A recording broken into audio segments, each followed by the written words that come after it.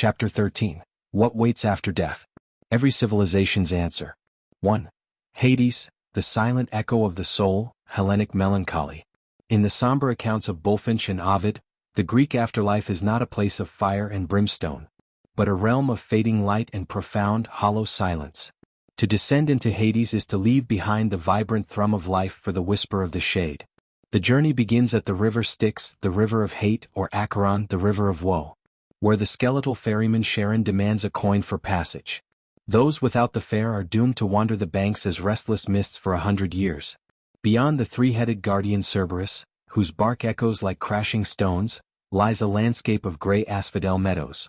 Here the souls of the ordinary wander, neither rewarded nor punished, existing only as memories of themselves.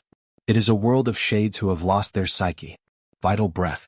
Even the mighty Achilles, encountered by Odysseus in this sunless gloom, famously remarked that he would rather be a slave to a landless peasant on earth than the king of all the dead in Hades.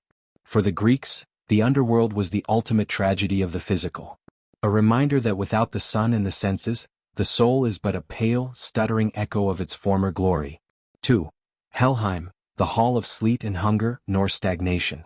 In the prose Edda, the destination of the dead depends entirely on the manner of one's passing.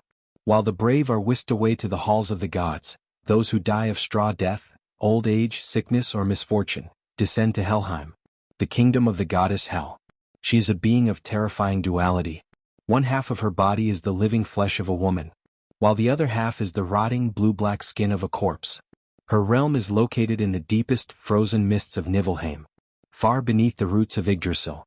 Hel's palace is named El Judner, sleet cold. Her plate is hunger. Her knife is famine, and her threshold is stumbling block. To enter Helheim is to enter a state of eternal stagnation. There is no warmth, no song, no change. It is the cosmic cold storage of the Norse world. This underworld reflects the environmental fears of the North. The greatest punishment was not fire, but the absence of the hearth. A silent, freezing dampness where the spirit simply stops, waiting for the trumpets of Ragnarok to call them into the final, desperate battle of the end times. 3. The Duat, the labyrinth of 12 hours, Egyptian transfiguration.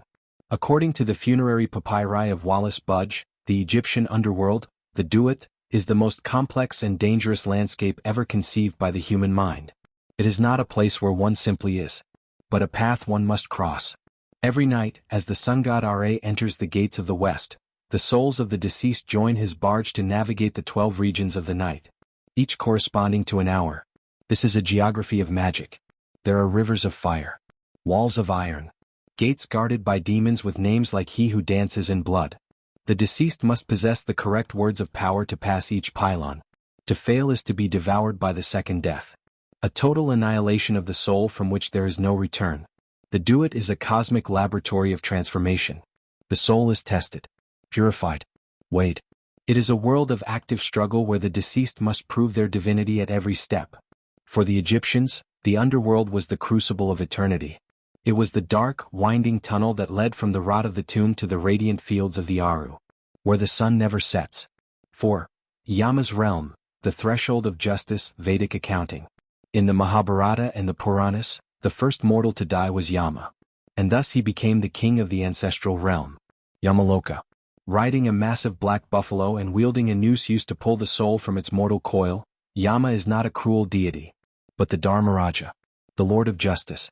His realm is a temporary way station, a place of spiritual accounting located in the southern quarter of the universe.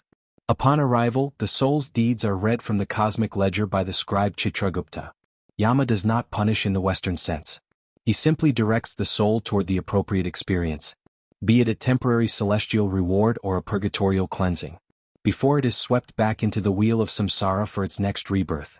His kingdom is a mirror of the soul's own actions. For the Indian tradition, the underworld is the great pause in the music of existence, a place where the results of one's karma are processed before the soul puts on a new garment and begins the journey of life once more. 5. Tamik, the dark prison of Erlik, Turkic abysm. In the shamanic cosmology described by Baha'u'llah Ojal, the underworld is the 9-layered domain of Erlik Han, the fallen spirit of the Turkic creation.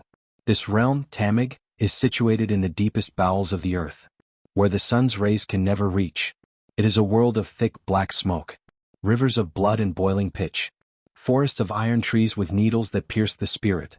Erlik sits upon a throne of black mud, surrounded by his demonic Yoldas, servants, plotting against the light of the sky god.